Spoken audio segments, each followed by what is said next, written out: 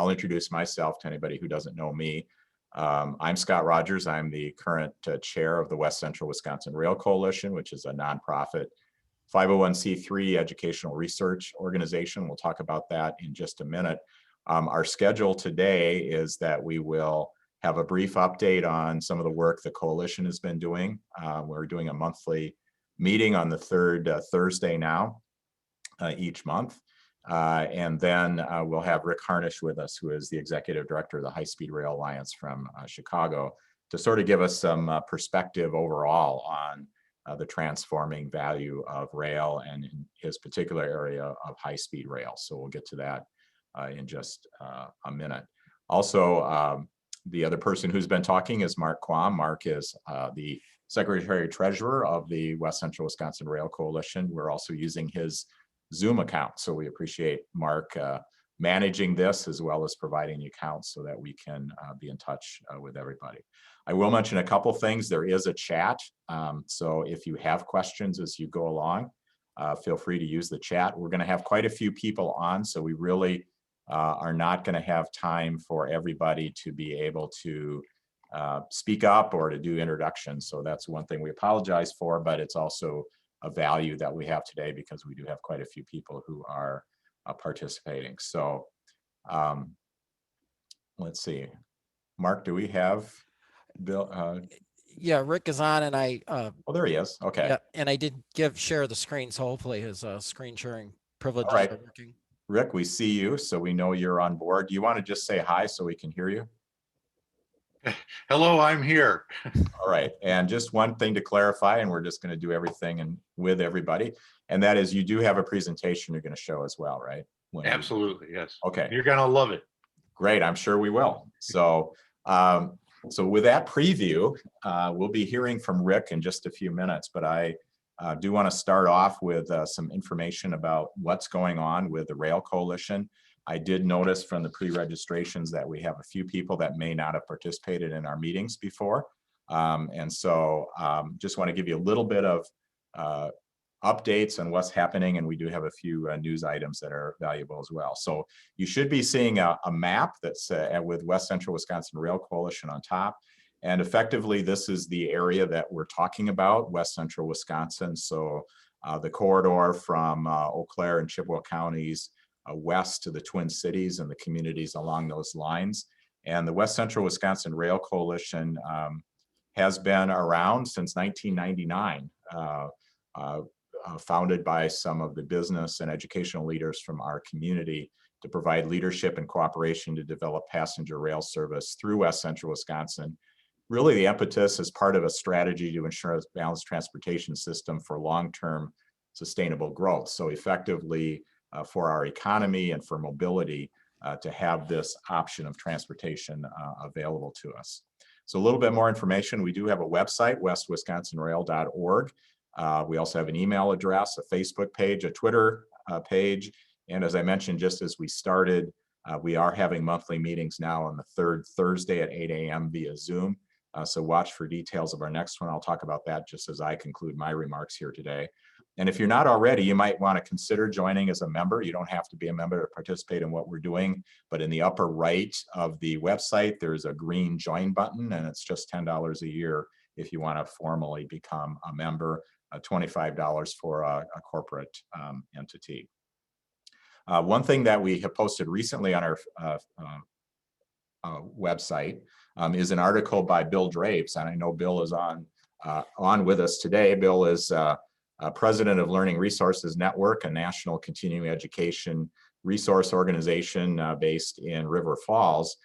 He and his wife and co-author Julie Coates wrote a book a few years ago called Nine Shift, in which they predicted a resurgence of trains here in this century, which we're beginning to see.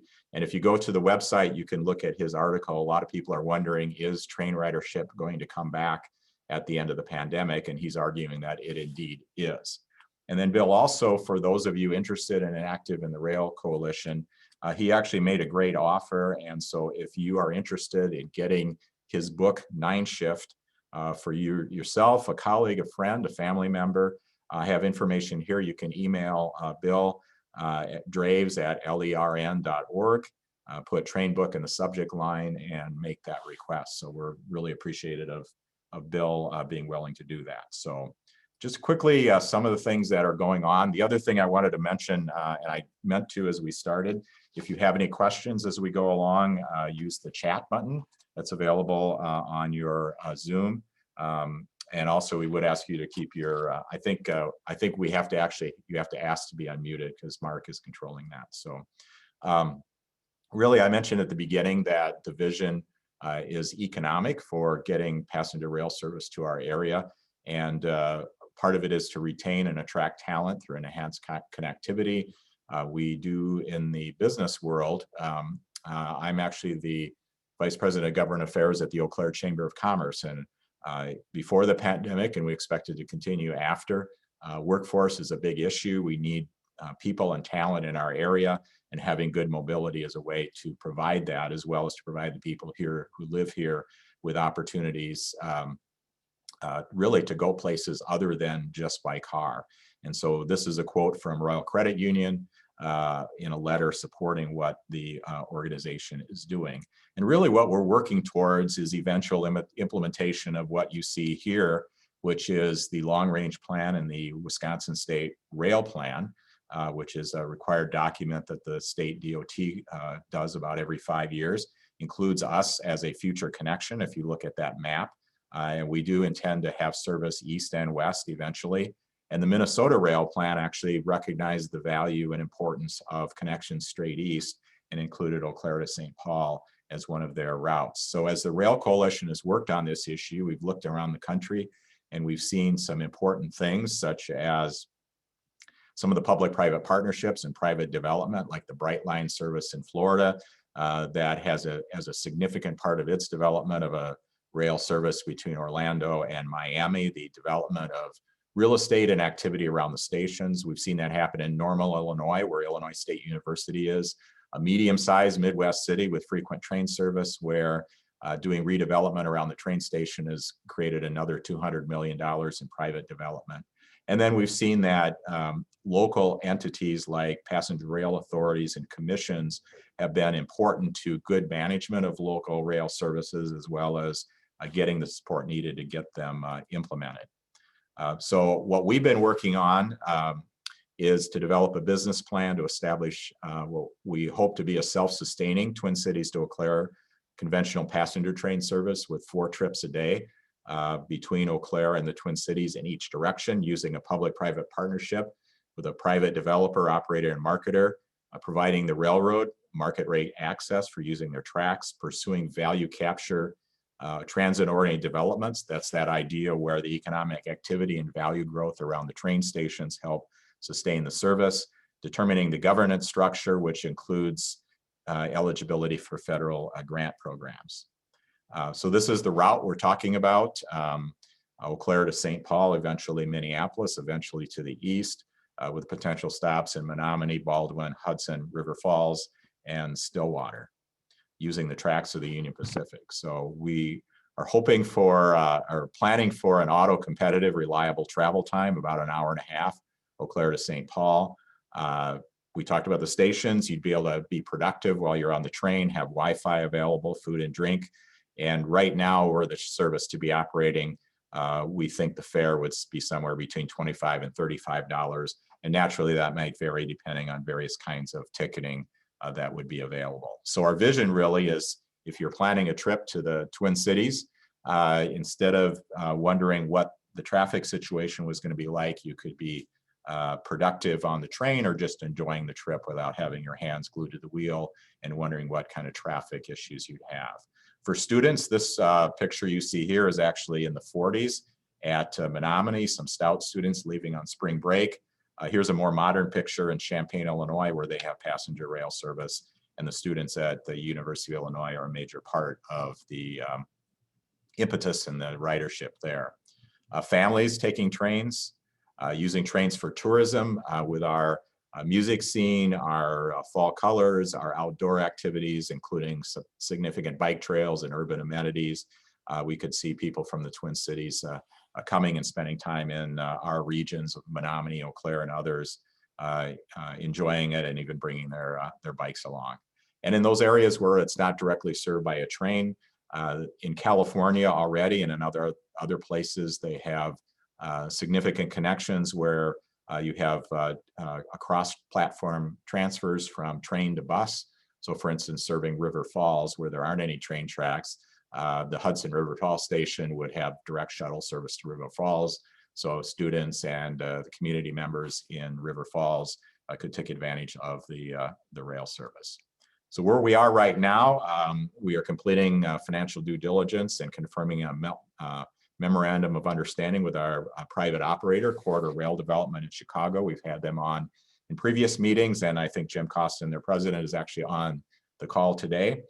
Working on an engineering study. Union Pacific Railroad has been very open to doing this, providing the track service, track access in return for a market rate at using the tracks. And they have said that they would move forward on that if we can provide an engineering study of the capacity and operational characteristics and the capital requirements that might be needed, although they have already invested a lot in signals and track conditions. Corridor has indicated that as they finalize their investment arrangements, that they plan to provide that study for us, and we'll be moving forward on that soon, we hope. And then the other is to establish a local governance body to handle the public side of a public-private partnership. And that is really the one news item I can add today that's going to be interesting to everybody.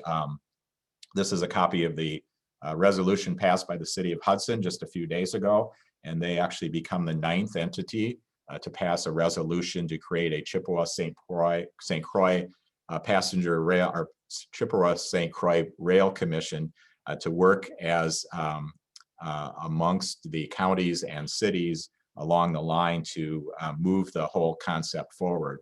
And from the resolutions, just here's some bullet points that we expect the commission to do to identify the public benefits of passenger rail service for our region, identify, support, and facilitate initiatives to implement that, such as working on the public-private partnership, federal and state funding opportunities, relationships among governments, transit-oriented development, fostering cooperation with Wisconsin and Minnesota governments, agencies, and other entities, determining the long-term role of a commission like this, determining and coordinating zoning, environmental safety, and other regulatory-related requirements, and participating in current and future planning processes.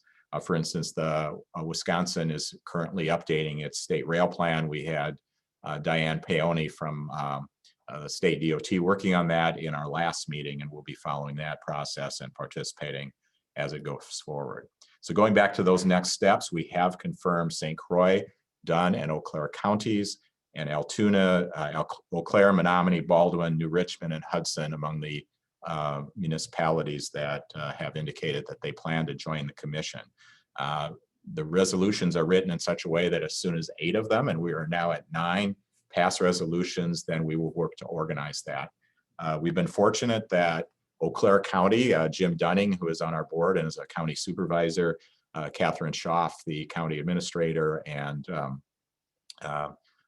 Tim, the county corporation council, have all agreed to work with us and handle the administrative side of that to get that going. So in the coming weeks, you will hear more about that, and we'll be getting that organized, and we'll be talking about that in future meetings. So we're excited about that. There are some other municipalities that might join in the future, and it does remind us that not everybody is always on board.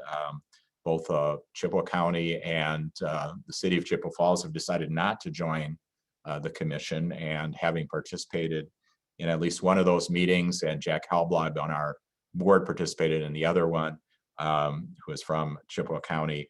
There's still a lot of latent misunderstanding about passenger rail and its value, and there is some opposition that comes up, and a lot of times it's based on incorrect information or misperceptions about it, or just sometimes people in public policy, if it's something they wouldn't personally use, they don't think anybody would value from it. So anyway, we'll go forward with those things. And a couple other things to mention before we get to our guest speaker to consider for your calendar.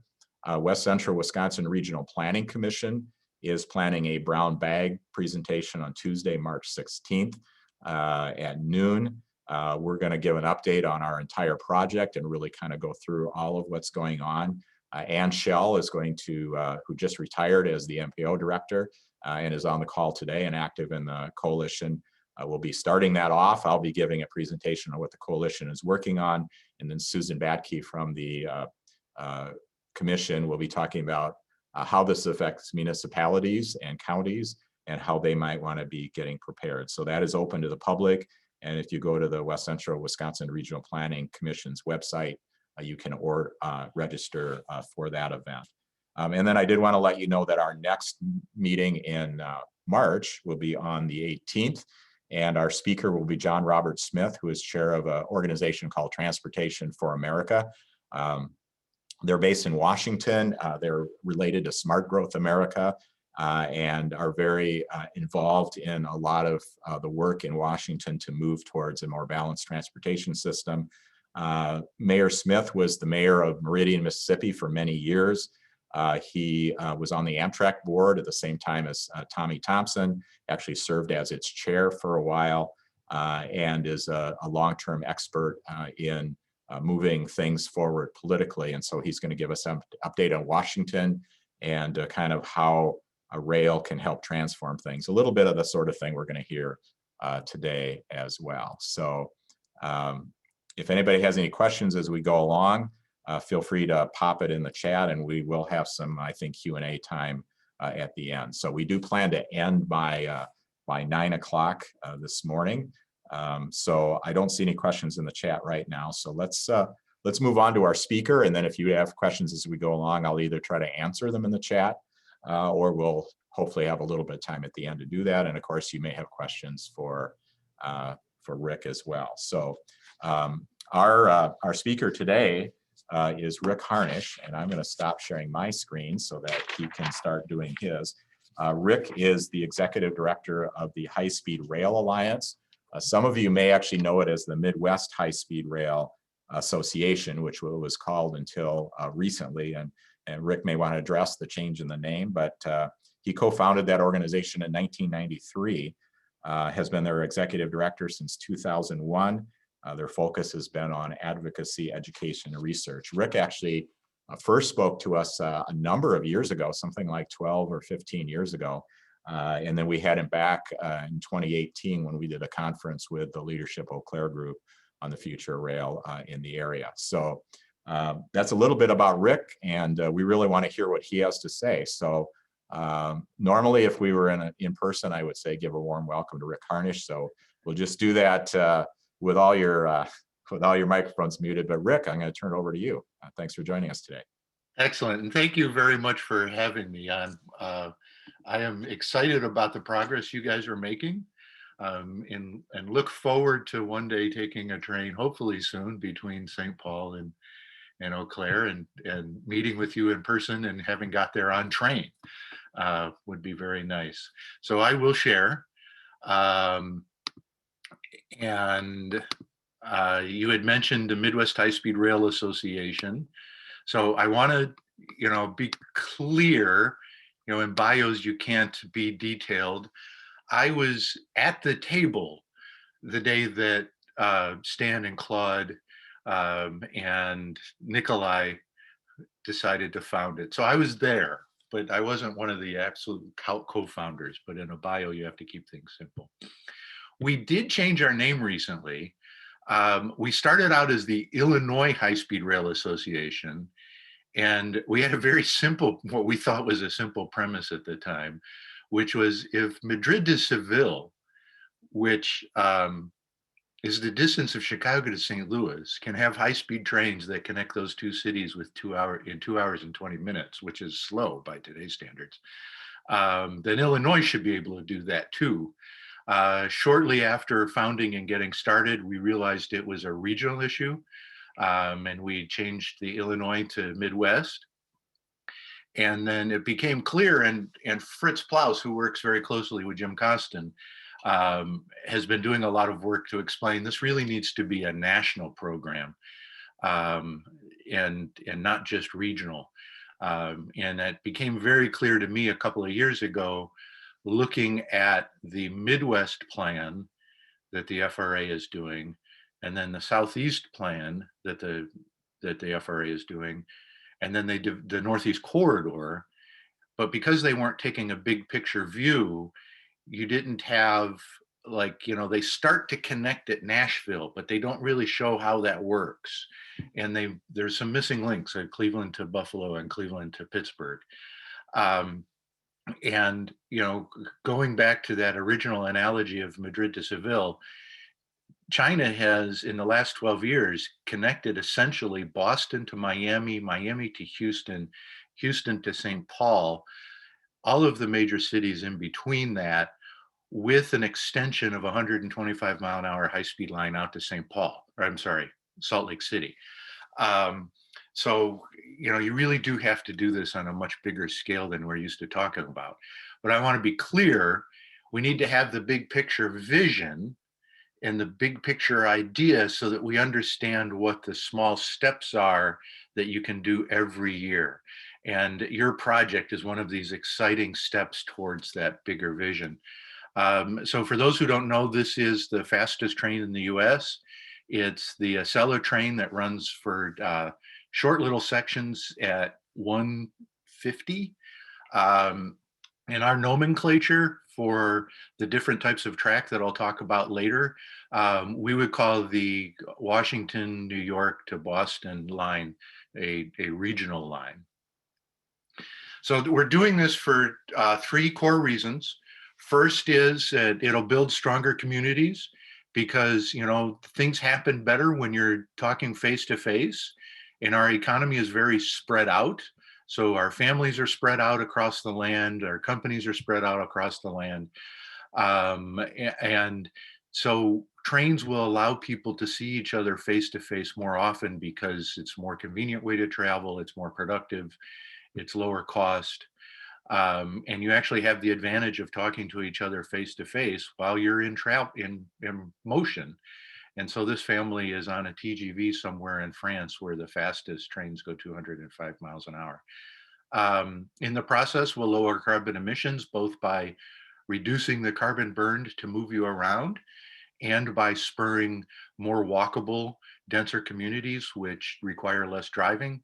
And in a similar vein, will reduce government spending. So a little bit out of sequence, but I want to celebrate a little bit of progress. So this is the first 4 coaches that were delivered to the Midwest from a new order that was being built in Sacramento. They're testing right now. If you look at the Amtrak media site, they have some video of them testing in Michigan. We rode a similar product. It's based on the Brightline, and I think you guys have had presentations on Brightline, but it's a private company that's building what we would call a shared use line from Miami to Cocoa Beach, and then they're building a new dedicated passenger line from Cocoa to Orlando and Tampa. They, pre-COVID, were running some trains to demonstrate that they to learn how to run the trains, you know, create a new organization to demonstrate that there was a market for it, and showed investors what the product was, because we don't have a product like this in the US yet. So this is on a run that we did as a group. And these are the economy seats. This is business class, and it's a demonstration run, but you can see much wider seats, much more comfortable. You can sit at tables if you want, or not if you don't want.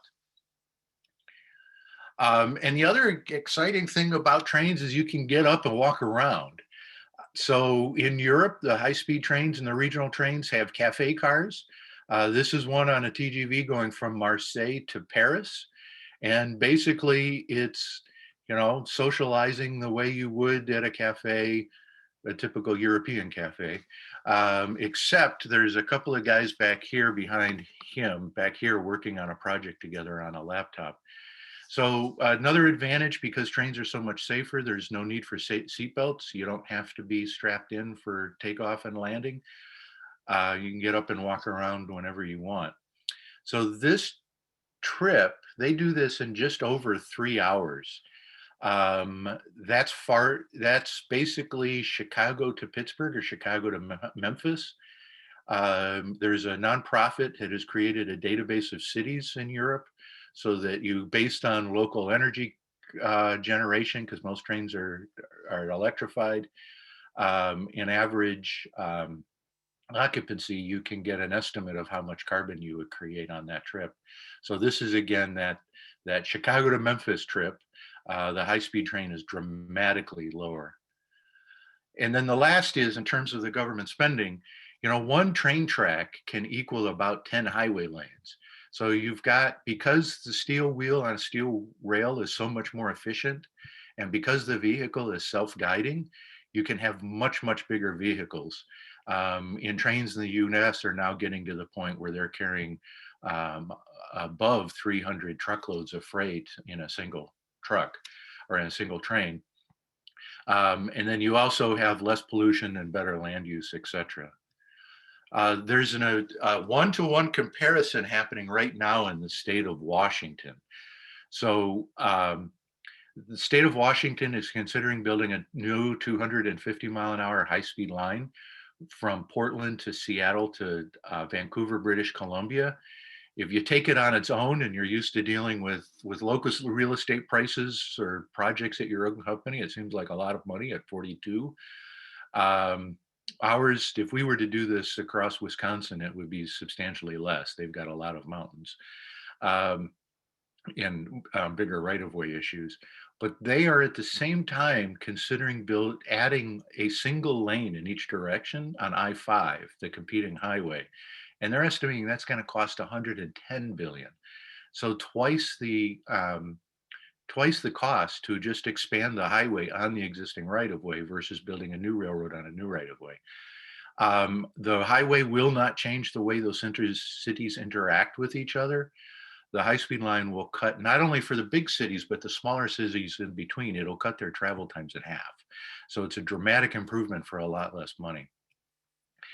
I talked about we need a big picture plan. And then that plan puts together a number of elements, kind of in a building block approach, or what we call the integrated network approach, where you take these building blocks and you add them together in different ways. And you do it based on your local assets. What do you have available already that can be improved? What the local market is, etc.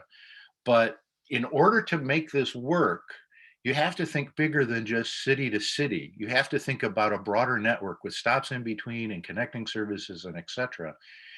And at that point, each of these segments becomes easier to build and maintain because you're putting a lot more people over it, because not only have you got Eau Claire to St. Paul, maybe if you've got good connecting service, people can also go from Eau Claire to Duluth, or if you've got, so you need to think about this in a big picture way.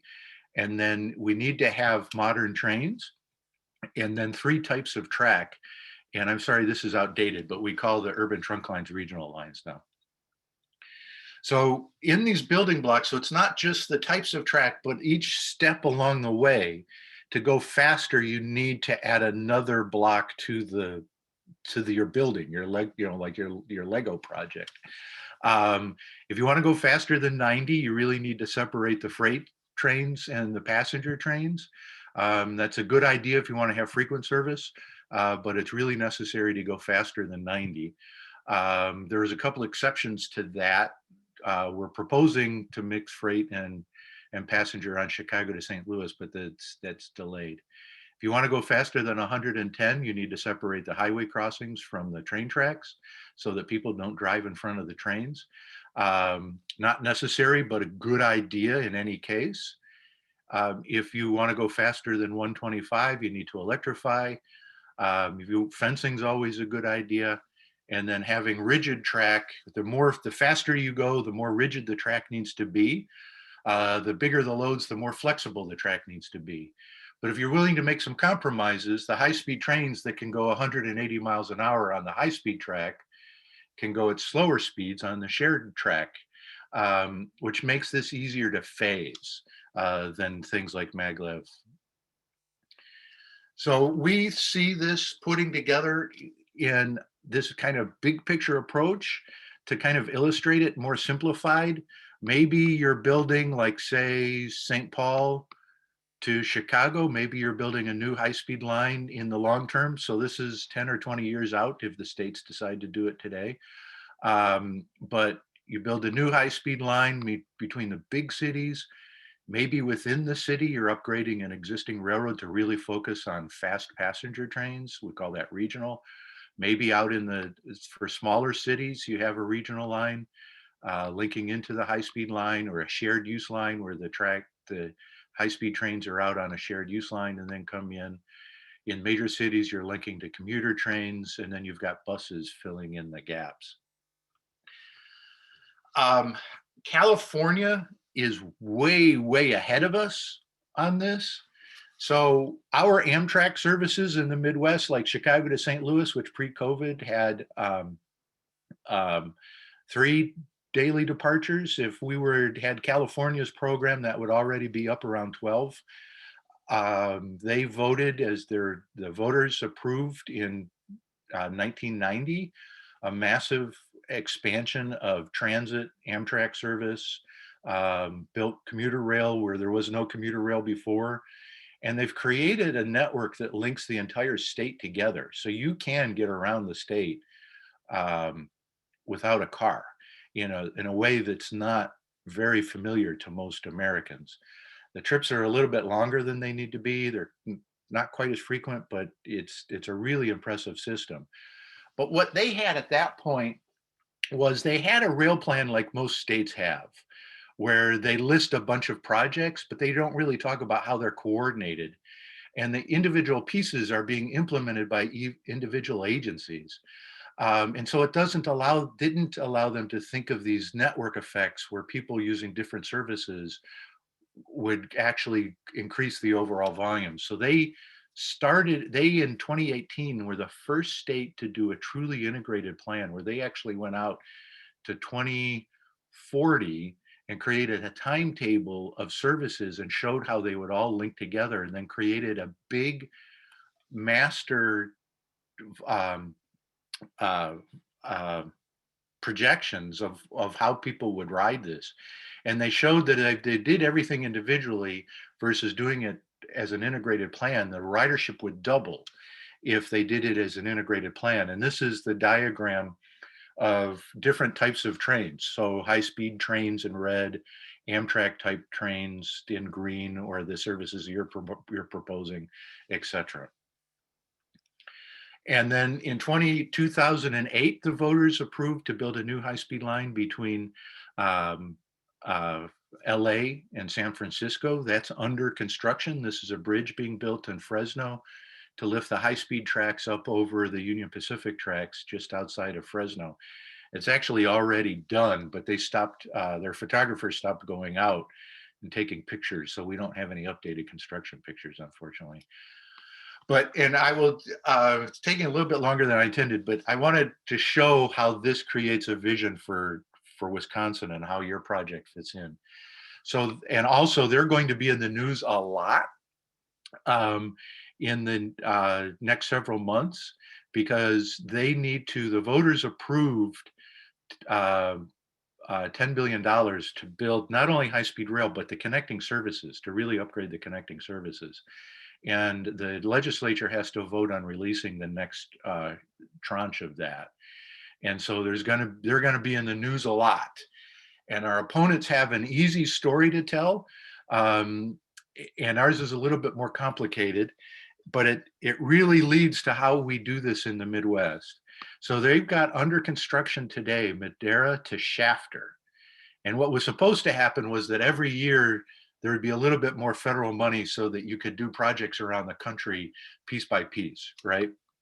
And so they had enough money to get that started, and they need to finish that in the next year or two. They have identified enough funds to go from Merced to Bakersfield, and that's what the legislature will be voting on. Brand new station in Merced with an easy connection to the Amtrak and commuter rail services that head up north. and a new station here with really easy bus bays to get so that you can go down. They're under construction on a regional line in San Francisco, which will have the lightweight, very modern, fast European commuter trains sharing tracks with high-speed trains. That's under construction.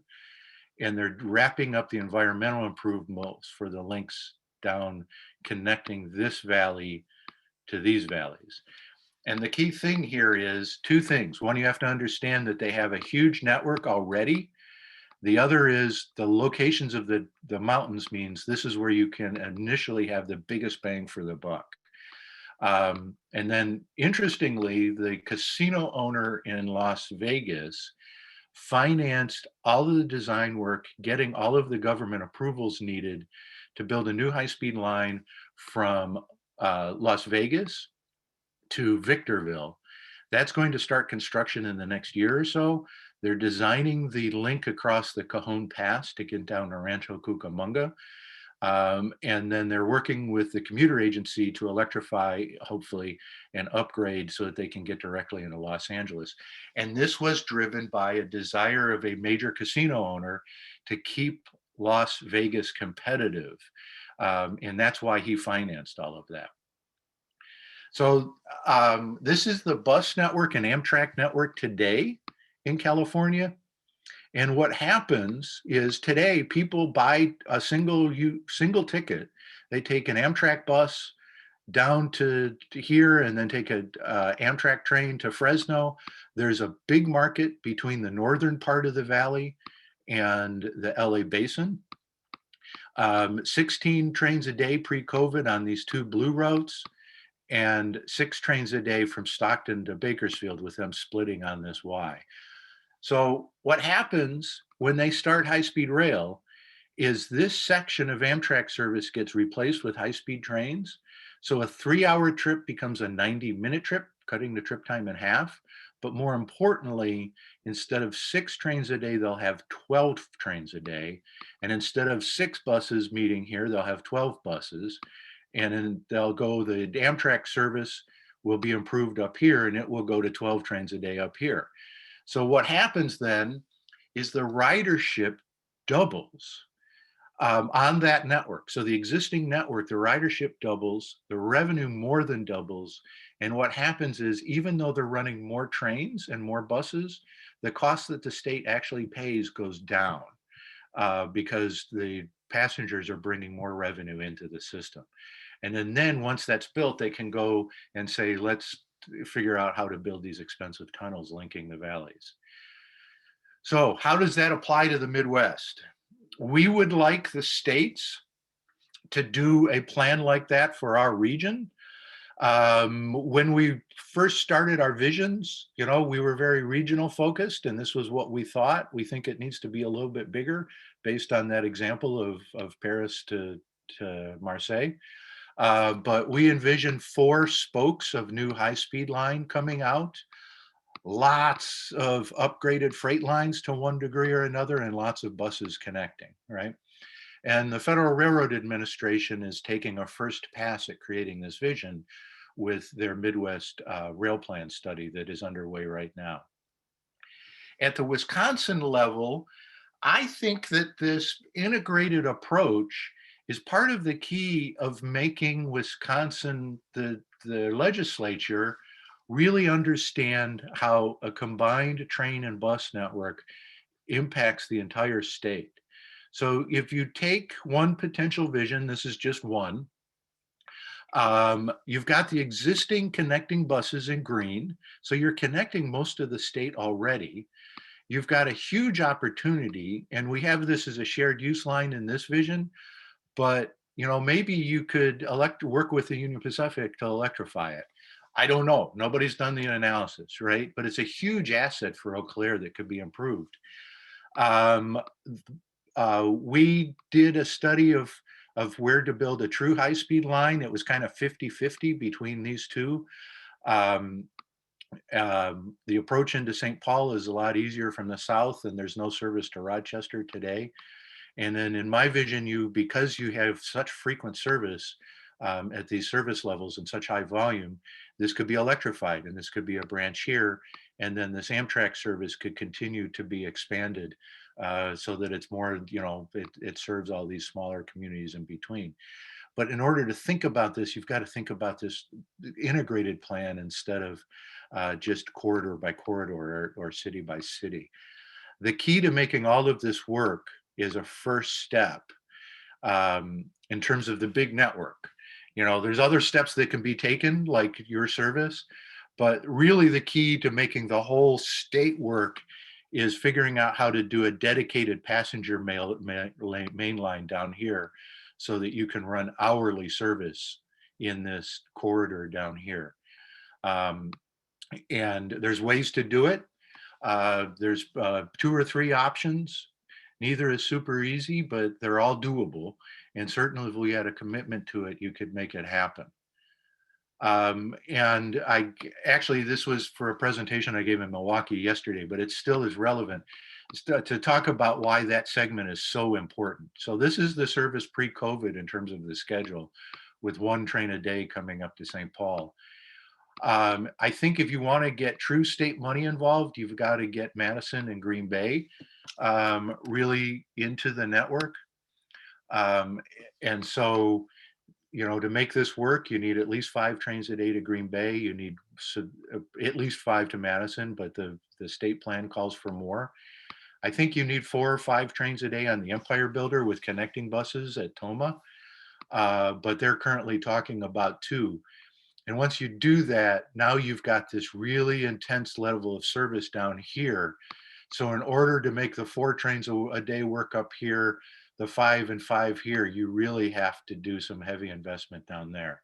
So again, this is why the state plan is so important, and building a statewide coalition to get Madison involved in funding this, and funding the connecting transit services as well. And that's just more detail on Chicago to Milwaukee. So there's basically 3 opportunities right now that Congress is debating about how we fund transportation. We have funding is split in, there's the program called the authorization, and the appropriation is where they actually decide how to spend money. The program typically lasts 4 or 5 years, sometimes 6 or 7. The current one expires on September 30th. Last July, the House passed a bill to replace this act that would create a big program to expand Amtrak services around the country, and it would include funding for services like yours. So that made it through the House on the first round. That's very exciting. And then in December, Congressman Moulton from the Boston area introduced a bill that, if passed, would create a big high-speed rail program for the entire country. And that's really exciting. So we've got and then we've got, President Biden saying he wants to do a big high-speed rail program, and Secretary of Transportation Pete Buttigieg saying on CNN, we need to be very aggressive about high-speed rail. So the stars are aligning, but just like we need a statewide coalition to get Madison to start funding passenger and buses, we need to build a national coalition to get a national plan that includes expanding Amtrak, more frequencies on the long distance trains, and a true national plan. Every year, Congress decides how to spend money. That also expires on September 30th. And we're probably too late to influence it, but they're in the throes of negotiating a third emergency appropriation. The last 2 had money to keep all public transit running. And in this, I include airlines. So I think we need just to accept the fact that airlines are public transit. The facilities are typically owned by local municipalities. We've frequently subsidized their operations, and they serve the public. So with public transit, whether it's an airplane, a train, or a bus, key to attracting people is having enough frequency that people will choose to ride it. So you have to run the vehicles in slumps, even though people aren't riding them. So we're really happy that twice last year, Congress voted to keep the planes, trains, and buses running. And it looks like they're going to do that again for this coming year. So that's a very quick overview. And I'd be happy to take any questions if you like. All right, if you have any questions, please put them in the chat and we'll ask them of Rick. I will mention that I did listen in. There's a national organization called the Rail Passengers Association that's based in Washington that works on these issues as well. I participated in a webinar there yesterday, and they had an update on the bill that's moving its way through Congress right now. Lots of moving pieces to it, but there's a particular part that addresses what Rick just talked about, and that is it would provide funding for Amtrak to restore all of its trains that had been reduced to tri-weekly service and recall all of its furloughed employees. And that has had some bipartisan support. In fact, there was in the Transportation and Infrastructure Committee in the House, where that bill was being marked up, there was actually an amendment by a member of that committee to delete all of the Amtrak funding, and there was a strong bipartisan vote to keep that in there. And in fact, Congressman Gallagher from Green Bay, who was on that committee, was one of the pro-Amtrak votes for that. So that's something we would thank him for it. Rick, if you can see the chat, there is a question for you. One question is, what is the status of the Dallas to Houston high-speed rail, and how do you see the public versus privately funded trains? So for Dallas to Houston, it is close to being ready to go. So that was driven by private interests again. So it will go from what is now basically, it's not quite, but to simplify it, it's a vacant lot just on the edge of downtown Dallas to a site of a dead mall on one of the ring roads around Houston. And part of the plan is to do big real estate developments at each of those points. And so they've gotten to the place where they have their environmental approvals. Now this is interesting. You know, there are no safety regulations for signaling for going faster than 90 miles an hour in this country. Everything above 90 miles an hour is done by exception. And they have, for the first time, a comprehensive safety regulation for high-speed trains. They paid to get that established by the Federal Railroad Administration. The last piece is they need to get approval to build from the Surface Transportation Board. And they've not put their application in yet, but that would be the final step before they can go to the private markets and get funding to actually start construction. And, you know, if you have this big plan that I talked about, you can piece together public and private pieces of that puzzle. And there is a need for both. So just like there's a need for different kinds of trains and buses and different kinds of track, there is a need for different types of governance structures. And even here in Chicago, we've got 4 commuter rail lines that are, you know, operate under Metro, but they're private entities running with public subsidy. And then we've got a number that are publicly owned railroads owned, you know, funded publicly. So there's a role for everything. We just need to get, but the key is you have to have state and federal funding to do significant pieces of the infrastructure. All right, and I might just maybe add on that to do, if anybody wants to look that up, the Dallas to Houston service is called Texas Central. So you can Google that and learn more about them. Rick, one thing you might comment on that, because one of the things that they keep talking about there is the safety aspect, and they cite, they're going to use Japanese technology, basically the Shinkansen. Yeah. And Rick, I'll let you tell people how many fatalities they've had since, what, 1961 in Japan on the Shinkansen? 64. So Okay, 1964. I was born on September 2nd of 64, and they started running high-speed trains on October 1st of 64. And I'm really frustrated that it's been 50 years that I've been waiting. So they haven't had a single passenger fatality. They've had suicides jumping off the platforms, but they haven't had a single passenger fatality in those 50 years. Their trains are more like transit subway vehicles than they are like trains. So this is not true in Japan. They do have some lines where those trains go across grade crossings at 80 or 90 miles an hour, just a couple. But here in the States, they will not be able to intermingle at all with other passenger trains or freight trains or highways because they're a lot lighter. But because of that closed system, they can control the operations much better. And again, they haven't had a single accident in 50 years. Also, think about how many high-speed trains are running every day in China, in Asia. And there have only been a few accidents in the over the full 50 years of high-speed trains around the world. I think there's one in Turkey where somebody overrode the signaling system. One in China where somebody, operator error, they actually ignored the systems that were in place to keep the trains from hitting each other. But other than that, it's been incredibly safe. Rick, we do have and I'll make one other comment, then I'll ask the next question.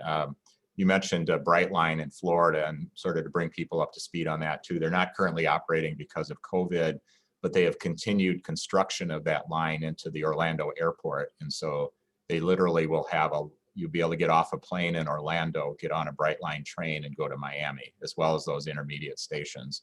And they also just struck a deal with Disney to extend it from Orlando to Disney World. So, and I want to point out there, a critical piece of making that work was a state high-speed rail plan. Because of the state high-speed rail plan that was established in the 90s, there was right-of-way and a place to build a train station at Orlando Airport, and they preserved right-of-way between Orlando and Tampa. So you really have to have the state doing a key part of the planning. All right, I think we answered Bill's question, and Jerry has a question. Would eliminating the mileage requirement help the system? By this, I mean all trains, especially ones that cross state lines, would be long distance trains in terms of federal funding. And I guess what he's probably asking about there is, right now, if a train runs less than 750 miles, 100% of the funding has to come from states. So you want to comment on that, Rick? That's a really dumb system. So the money, if the train runs longer than 750 miles, it comes out of one pot of money. If a train runs less than 750, it comes out another pot of money. And if it's a commuter train, it comes out of a different pot of money, and a freight train comes out of a different pot of money, and they're all sharing the same track. What a dumb way to do it. I don't have the answer for how we fix it, but it's really dumb. Can take some more questions. One other thing that I will mention to you, and it follows along what Rick said about the surface transportation bill actually expired last year. They extended it for a year. There is a move to try to get an infrastructure bill done this year that's somewhat broader than that as well. That would include things like broadband, et cetera.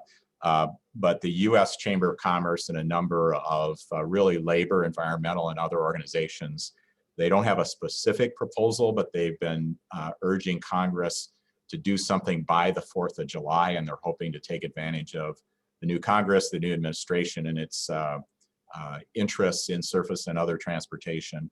And one thing kind of related to that, I might share my screen here just briefly if I can find it. Here we go. And hopefully, well, are you seeing a website or not? Common Grounds. Common Grounds, there we go. Okay, it's not green like it normally would. So they're starting to do some bipartisan work to try to get some bipartisan things on things like transportation and others. So they actually have a webinar coming up next week. And Rick, you mentioned Representative Moulton from Massachusetts, who proposed a major high-speed rail program. So they actually have, coming up next Tuesday, they have actually Representative Moulton and Representative Rodney Davis from Central Illinois, who is also on the appropriate committees in the House, really to have a discussion about where we're going on infrastructure. And I know Davis is from your state and has some important state lines in his. So if anybody's interested in that, just let me know.